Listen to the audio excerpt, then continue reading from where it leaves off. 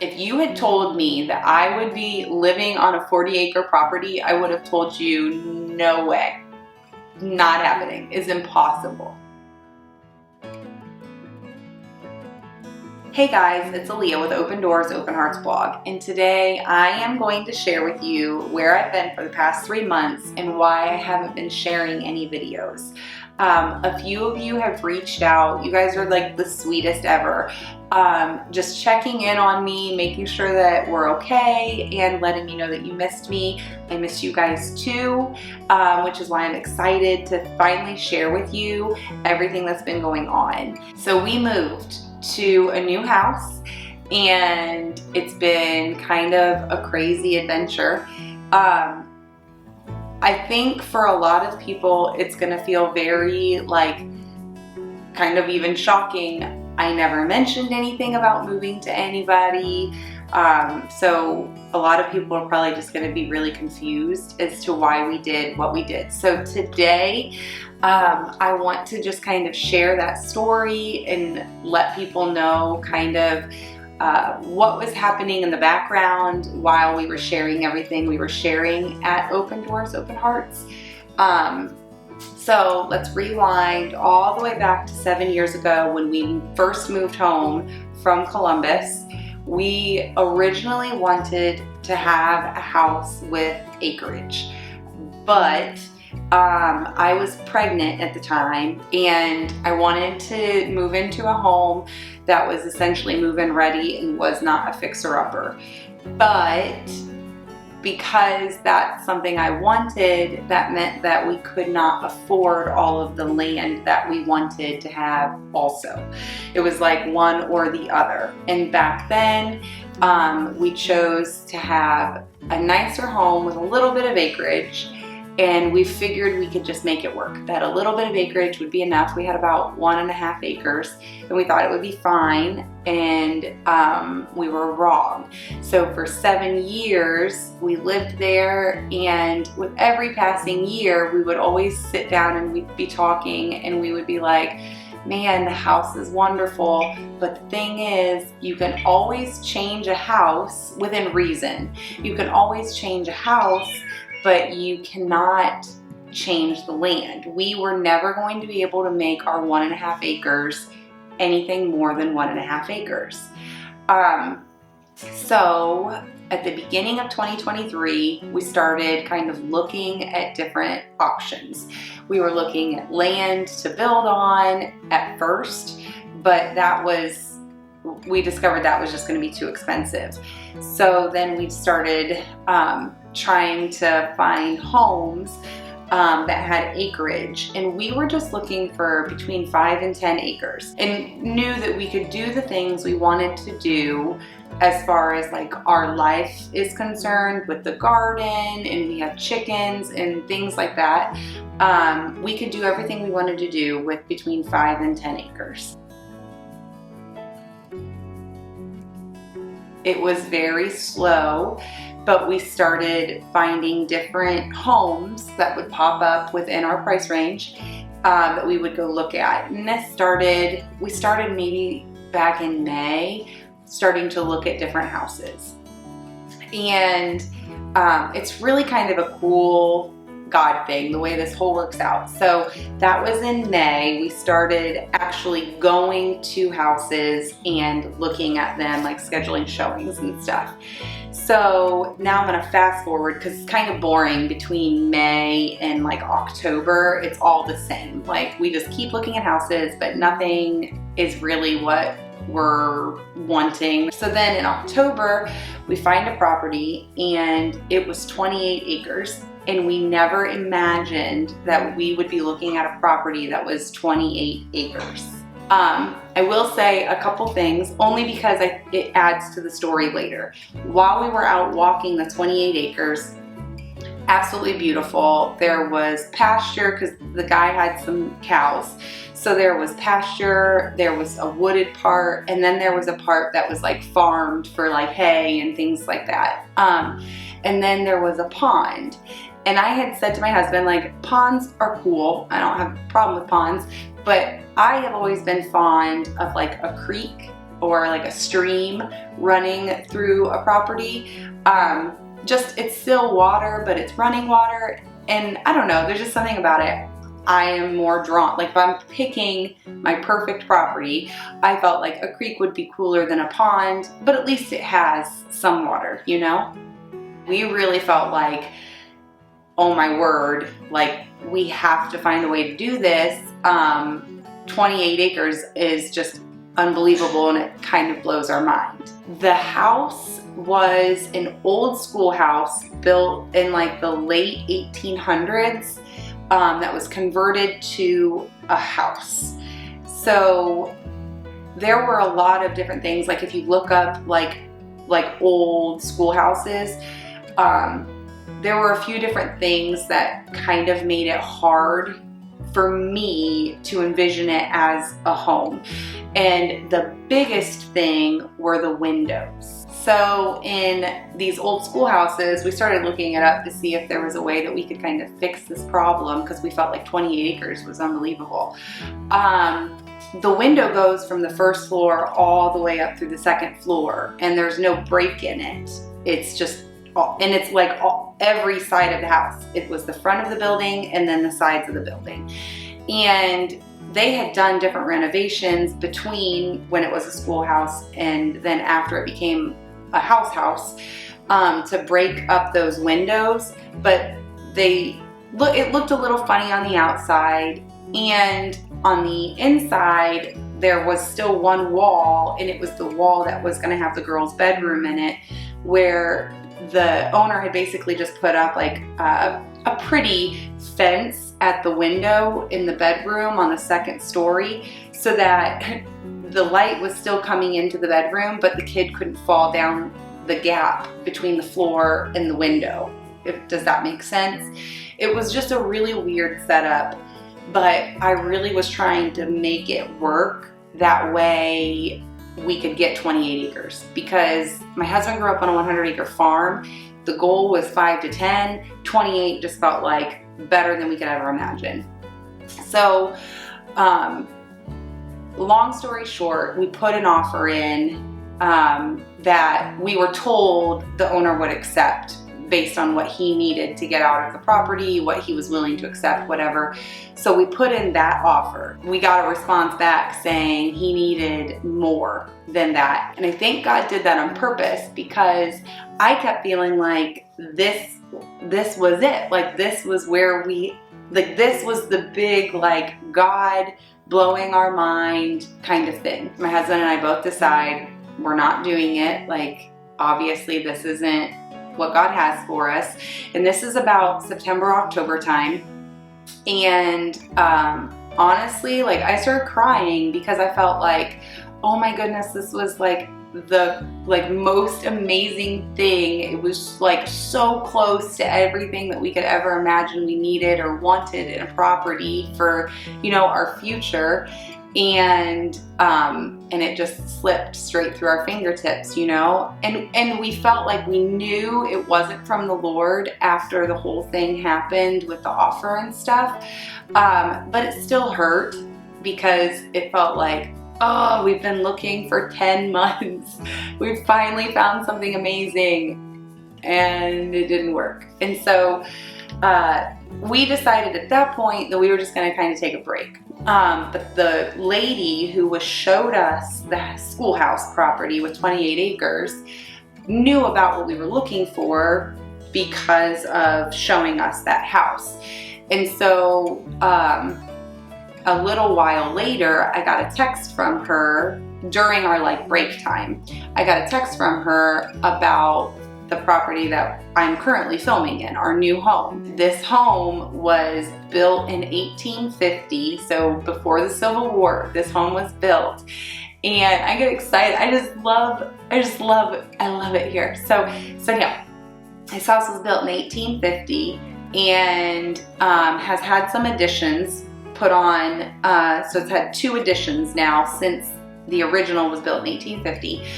But a year ago, it was sold to an Amish family, and the Amish family listed this home to the English community to come look at to see if anyone wanted to buy it. So I happened to be driving when she texted me this listing. And I was, like I said, I was still really upset about everything with the 28-acre property. Anyhow, I got to a stop sign and I just forwarded the text message to my husband, who was at work sitting in the office. And he immediately called me and said, we need to set up a schedule, or schedule a showing just as soon as possible. When we saw the house, it had only been a couple months prior that I shared with you guys that we finally finished the fireplace mantle at our old house. And I was so excited about that fireplace mantle. And even as this whole thing was going on, my husband said, like, I'm really upset that it took us this long to finish the mantle, or the whole fireplace. When we first moved in, that was like our number one first project we wanted to do, and we just didn't do it. And then when we did start it, we didn't finish it for 9 months. So he was really upset about it. Mostly he was upset because of, for me. He was upset for me. He wished that he would have finished it sooner, because I just kept saying, I'm not gonna get to decorate it for Christmas. And so anyhow, he was upset for me about the fireplace mantle. So it's something that it's like a conversation that he and I have been having. So we come to the house and we're looking at the house and just walking around. We get down to the basement, and I kid you not, it felt like God was like just giving me a hug and a kiss. We walk down to the basement, and when you look up at the floor joist, the entire span of the original home is hand-hewn beams that looked exactly like the mantle that we put in above the fireplace before we sawed it down and everything. Exactly. And so it was like, God was like, hey, I know you had one of these barn beams in your home. How about 20? Support, like, as the foundation of your home. And it was just like, I don't have words, because I know maybe for somebody, you may be listening and you're like, oh, that doesn't really mean anything to me, but it meant so much to me, because I just kept feeling so sad about the one barn beam that I was leaving. And then God was like, hey, I have a whole bunch more of the exact same thing waiting for you right here. The other thing is, this property is 40 acres, not 28, not 10, 40. And in a million years, if you had told me that I would be living on a 40-acre property, I would have told you, no way. Not happening. It's impossible. It's literally impossible. You have no idea how impossible that is, but it did.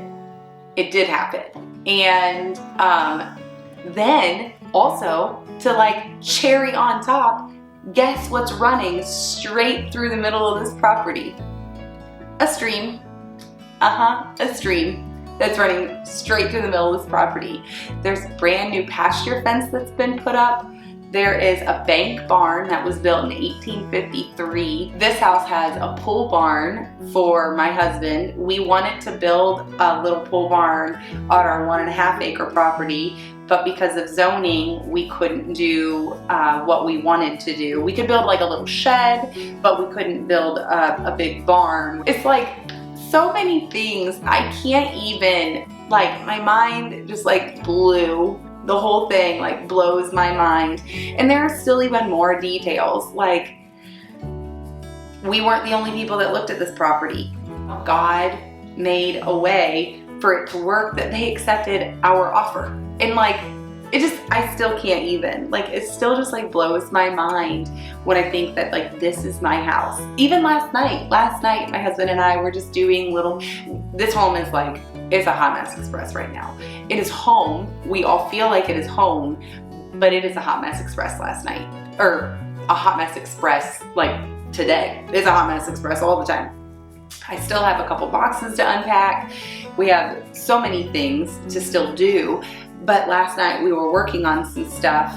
So my husband was hanging a pot rack for me in the kitchen, and I was doing the dishes, and so he finished hanging the pot rack, and then he walks into the kitchen and gives me a hug, and I looked at him and I was like, can you believe that this is our home? Because I can't believe that it's our home still. Like, I still can't believe that this is ours.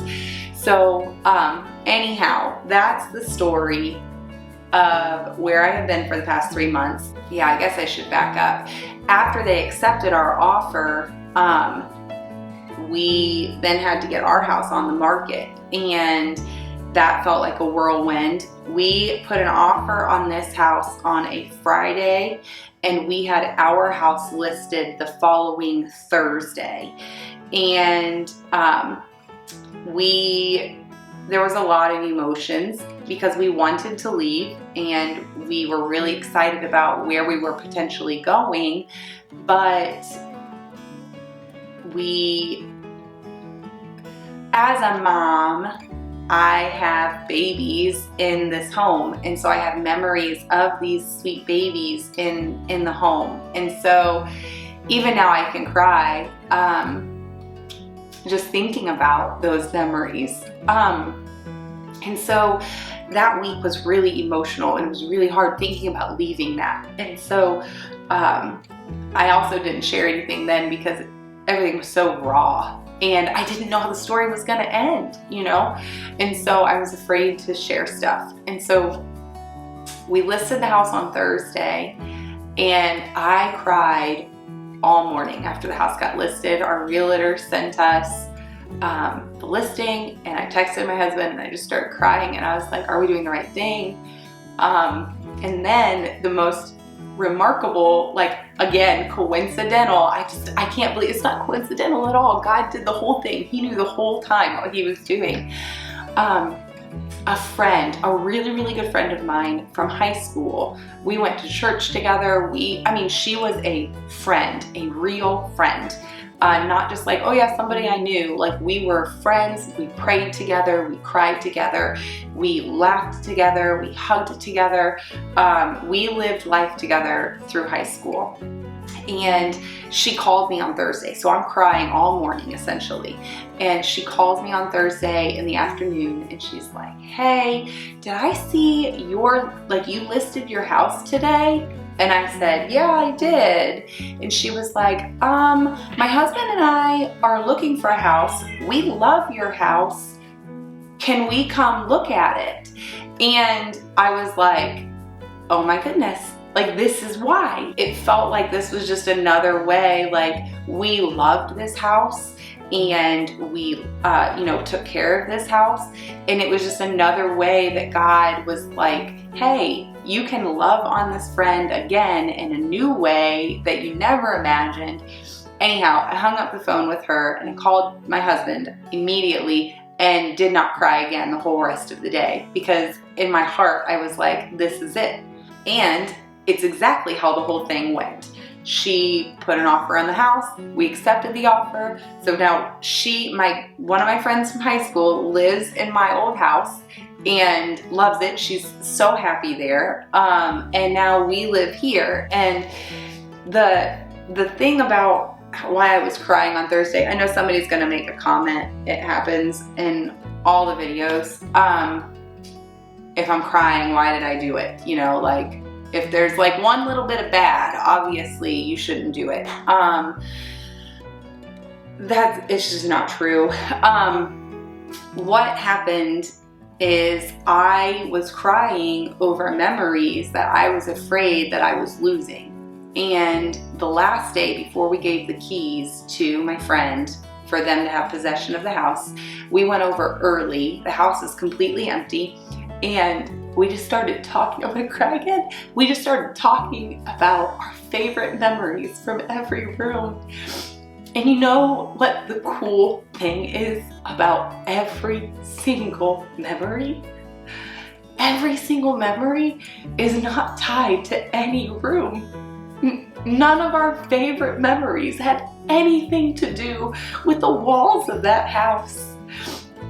All of our favorite memories, all of us, every single one of us, except for my sweet baby, because she doesn't talk as well as the rest of us, you know, to be able to communicate her favorite memories. But the rest, the four of us, the four big ones, all of our favorite memories were tied to each other, and every memory could be replicated in the new home. And so there were just so many things about this whole process that are unbelievable. Like, there's still more stuff that I just don't have time to share everything. There's still more things that I may remember and tell you guys later as I share some more things that go on. But I feel like that's like the big highlights. Like, we moved and God moved mountains. We had no idea what was gonna happen. Has it been easy here? 100% no. We woke up one day and, well, we went to bed one day and had running water. And we woke up the next day and did not have running water. We didn't have hot running water until literally the day until literally the day we moved in. Like, that's how close that cut. There was another day last weekend when our septic was backing up in the basement. So there was a clog in the pipe between the house and the septic tank, and we had to clean that out, which was a real treat, cleaning that out. So, but anyhow, it's like, it's not been easy, and I'm not gonna pretend like it's not been like this. Like, it's been a wonderful thing, and I am super optimistic and super happy about the whole situation. But that doesn't mean that it's been all a cakewalk. And I guess this is what I do at the end of videos, guys. If there's one thing that I could take away from this to share with you guys, not everybody's moving to a new house, not everybody's moving to a farm, but just because something is hard does not make it bad. And that's something that I've actually been talking with the girls about a lot lately, is hard is not bad, and easy isn't always good. And so, it's been wonderful here. It's been wonderful. It's been hard. It's been amazing. It's been a challenge. Thank you so much for watching this video. I hope that it was kind of a fun, like, story to hear and gives a little bit of insight and understanding as to what's been going on. If you like this video and you're excited to see more about this journey and our little farm and what we do to the house, I hope that you hit the subscribe button down below and follow along as we turn this house into our home.